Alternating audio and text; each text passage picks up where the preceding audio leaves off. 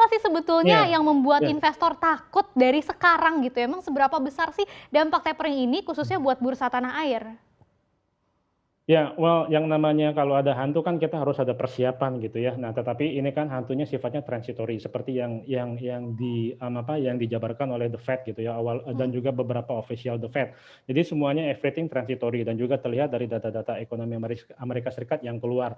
Nah, justru yang dikhawatirkan oleh justru downside risk-nya ke depan itu adalah ancaman kenaikan pajak ya, corporate tax ya, ataupun juga individual tax. Nah, itu akan mempengaruhi laju earnings growth di Amerika Serikat. Jadi sepertinya akan ada penyesuaian EPS di indeks Amerika Serikat. Jadi sepertinya hantunya inflasi baru kelihatan tahun depan, tetapi kalau untuk short term malah saya lihat agak sebaliknya. Justru ancaman itu adalah ancaman kenaikan pajak ya, baik itu corporate ataupun individu. Oh. Oke, jadi justru ada hantu yang lainnya lagi yang lebih nyata di depan mata Ya, gitu ya, yang tadi kenaikan pajak. betul. Nah, sudah ada beberapa pertanyaan yang masuk ke Instagram CNBC Indonesia. Kita lihat dulu ada apa aja sih pertanyaannya dari Sobat Cuan. Ini dia dari @trau.rr. Mungkin nggak taperingnya terjadi tahun ini? Walaupun tadi udah dibahas gitu ya, kemungkinan tahun depan, tapi masih ada kemungkinan nggak sih tahun ini gitu? Yang terburuknya seperti apa kondisinya? Kemudian pertanyaan kedua dari @yaskalisa, seandainya tapering, memang bursa kita bisa anjlok sampai 2020 kemarin kah? Seperti 2020 kemarin gitu ya ketika ada pandemi COVID-19 atau mungkin seperti tapering sebelumnya yang terjadi gitu, kita bandingkan. Itu dia dua Ya. pertanyaan yang masuk ke Instagram CNBC Indonesia, langsung aja kita bahas seperti apa nih Pak untuk tapering di tahun ini, kemungkinan terburuknya masih ada nggak sih? Walaupun tadi kayaknya sih dari data-data ekonomi AS belum sekarang gitu ya, tapi masih tahun depan. Tapi bisa nggak terjadi Ya. tiba-tiba surprise di tahun ini? Um, Probabilitasnya adalah sekitar 70% terjadinya sih tahun depan ya. Hmm, Sepertinya ya gitu. Kalau kita lihat perkembangan ekspor dan juga perkembangan ketenaga kerjaan Amerika Serikat, itu yang pertama. oke.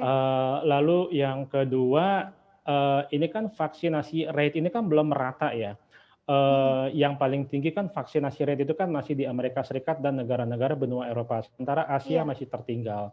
Nah, jadi artinya selama vaksinasi rate itu belum merata, yang namanya recovery ekonomi itu pasti juga belum merata, gitu. Jadi hmm, kalau recovery ekonomi itu belum merata, artinya apanya yang ada ancaman inflasi gitu loh. Jadi artinya sebenarnya udah secara implisit sih sudah terjawab gitu. Karena kalau dilihat dari iya, vaksinasi rate itu negara-negara Asia tertinggal. Jadi artinya karena sebagian ekonomi masih tertutup, jadi adanya keterbatasan di dalam produksi manufaktur. Nah, jadi itu yang mengakibatkan oke, kenapa adanya kenaikan harga. Nah, jadi sepertinya transitory. So, that will answer the question, yaitu iya. probabilitasnya adalah sepertinya paling besar di tahun depan. Lalu Masih pertanyaan yang sangat kedua kecil ya? adalah Mm-mm. sangat kecil. Lalu Iya, jawaban yang kedua adalah kita taperingnya jangan membandingkan di tahun 2020 gitu. Kita taperingnya mm-mm. itu yang terjadi adalah di tahun 2012 yang saya ingat. Iya, Nah, di mm-mm. mana kan yang namanya tapering itu kan harus ada QE. Kalau nggak ada QE gimana ada tapering kan?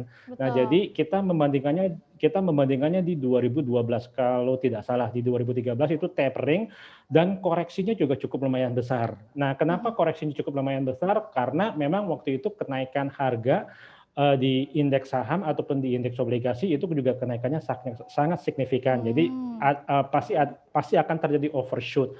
Nah, jadi akan ada penyesuaian valuasi. Jadi kalau ada tiba-tiba tapering, ada kemungkinan besar koreksinya mungkin kurang lebih sama dengan di tahun 2012, tetapi tidak akan sedalam di tahun 2020. Kalau 2020 itu bukan tapering, itu kan krisis gitu loh. shock Jadi ya. Mhm. krisis ya, financial shock, social shock. Jadi dua double double edge sword gitu. Jadi Mhm.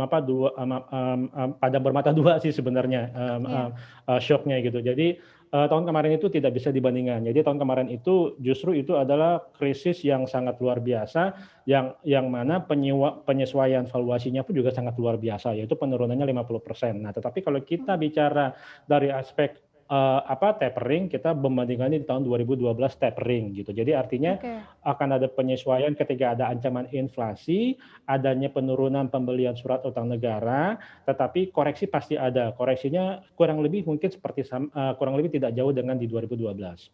20% berarti ya, karena kalau waktu itu sih sekitar 20%-an, Mas. Iya, more or less sih antara 10 sampai 20%, Mbak Excel gitu. Oke, Jadi, 10-20%. koreksinya sih antara 10 sampai 20%. Iya, iya. Mhm. Pak Jensen, kalau untuk nilai tukar sendiri ke rupiah seperti apa? Karena waktu itu di 2013 juga cukup tertekan gitu dampaknya ya, selain IHSG juga. Kira-kira Iya. nanti, apa hal yang sama juga akan terjadi ke rupiah? Sepertinya nasibnya akan sama seperti di 2012, 2013. Jadi akan terjadi outflow dan juga akan terjadi pelemahan rupiah. Karena memang, Mmm. mata uang rupiah kita itu lebih banyak tergantung kepada fluktuasi, inflow portfolio instead of, foreign direct investment. Jadi ketika, portofolio inflow kita keluarnya mengalir deras, ya itu, rupiah pun juga volatilitasnya akan juga sangat tinggi. Jadi more or less sih depresiasinya kurang lebih sama di tahun 2012, 2013. Oke. Jadi koreksi rupiah, koreksi surat utang negara, koreksi, saham, saya rasa itu tidak akan beda jauh dengan koreksi tapering di tahun 2012, 2013. Karena Mhm. memang kenaikan financial asset di 2008 ke 2012 itu ketika terjadi pembelian surat utang negara selama 5 tahun tersebut memang kenaikannya juga sangat luar biasa. Jadi more Iya, or less mungkin, depresiasinya itu kurang lebih baik itu rupiah ataupun, financial asset kurang lebih antara 10 sampai 20%. Itu 10 ya sampai kemungkinan besar tahun 20%. depan sih kita Kalau lihat. untuk investor Ya. retail sendiri yang kebingungan gitu, kalau misalnya tahun depan sudah mulai ada tapering dan benar-benar terjadi tapering, ada yang bisa kita lakukan nggak dari sekarang gitu? Apakah kita harus melihat sektor-sektor tertentu yang bisa kita mulai cicil dari sekarang atau seperti apa? Bisa mulai, raising cash atau mulai siapkan cash, Mhm.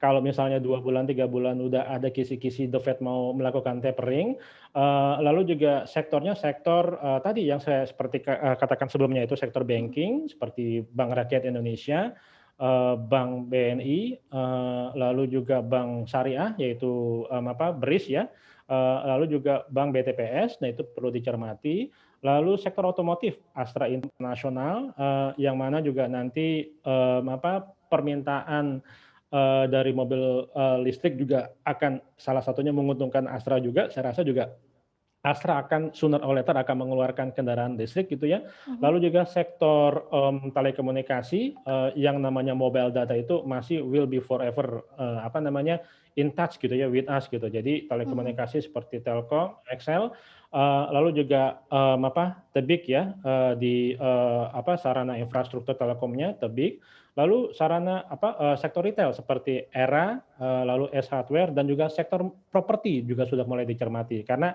sepertinya properti antara Q2, Q3 juga sepertinya sih sudah mulai recover. Nah, kalau untuk sektor properti itu boleh dicermati saham-saham seperti, CTRA, BSDE, dan Summarecon. Oke, mungkin spesifik ke bank-bank yang, belakangan ini juga udah mulai ditinggalin lagi setelah kemarin diborong gitu ya, mungkin aksi profit taking aja dari investor asing, tapi ketika nanti terjadi tapering, dampaknya ke saham perbankan itu seberapa besar dan hubungannya seperti apa? Justru jangan salah, kalau adanya kemungkinan besar kenaikan suku bunga, biasanya kan Mhm. tapering itu kan nanti akan ada bayang-bayang hantu lagi nih berikutnya. Kalau ada tapering Iya, kan biasanya ada bayang-bayang hantu kenaikan suku bunga ataupun misalnya betul. suku bunga tetap, justru yang diuntungkan adalah sektor perbankan gitu. Justru kalau suku Mmm. bunga naik itu potensi NIM, net interest margin itu juga akan naik. Justru malah Oke. dengan adanya tapering itu malah kita koleksi lebih banyak di sektor perbankan, bobot portfolionya dibandingkan dengan sektor lain.